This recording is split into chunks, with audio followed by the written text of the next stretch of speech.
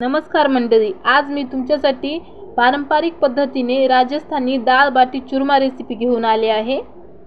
चला तर मग आपण रेसिपीला सुरुवात करूया। यासाठी आपल्याला लागणार आहे गव्हाचं पीठ। व्यवस्थित गव्हाचं पीठ चाळून घ्यायचं।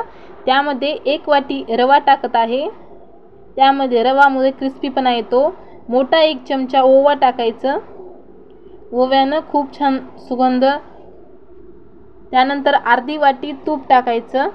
राजस्थानी म्हटलं की भरपूर तुपाचा वापर केला जातो। त्यानंतर व्यवस्थित मिक्स करून घ्यायचं।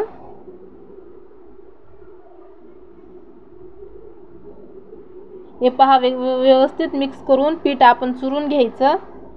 भारतीय खाद्य परंपरा परिपूर्ण आहे। जिथल्या तिथल्या हवामानानुसार किंवा विचारपूर्वक एखाद्या पदार्थाची रचना केली आहे। थोडीशी हळद टाकायची।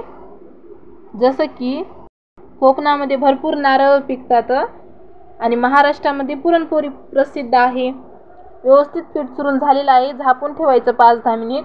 त्यानंतर आपण इडली पात्र घेऊन त्याला तेल लावून घेऊया आणि मीडियम साईजचे गोल गोल करून घ्यायचे। छोटे छोटे, लई मोठे पण नाही लई छोटे पण नाही, मीडियम साईज मध्ये करायचं।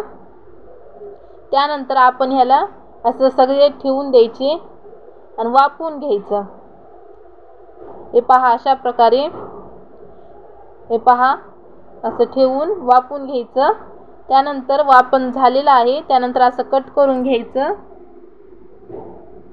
आता तळायला घेऊया आपण। तेल गरम झाले का नाही पाहून घ्यायचं। व्यवस्थित तळून घ्यायचं। खूप सोपी रेसिपी आहे आणि पारंपरिक पद्धतीने बनवणार आहोत। हे पहा, तळून घ्यायचं, यामुळे क्रिस्पीपणा येतो। आपण आता डाळीला तडका द्यायला फोडणीचं साहित्य करूया। त्यानंतर कांदा, टोमॅटो, हिरवी मिरची, तुमच्या आवडीनुसार तुम्ही फोडणीचं सामान वापरू शकता। कोथिंबीर, हे पहा मी सगळं असं चिरून घेतलं आहे। थोडासा मसाला पण घेतला आहे।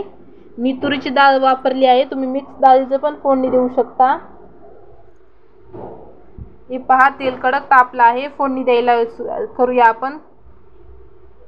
सगळं साहित्य टाकायचं आणि व्यवस्थित मिक्स करायचं।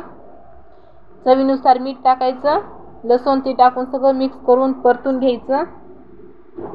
हे पहा, आपण आता डाळ पण टाकत आहोत। तुम्हाला ही रेसिपी नक्कीच आवडेल। व्हिडिओ शेवटपर्यंत पहा।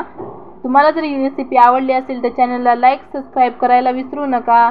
हे पहा, फोडणी दिली आहे मी आणि अशाच नवनवीन रेसिपी पाहण्यासाठी चॅनलला सबस्क्राईब करा।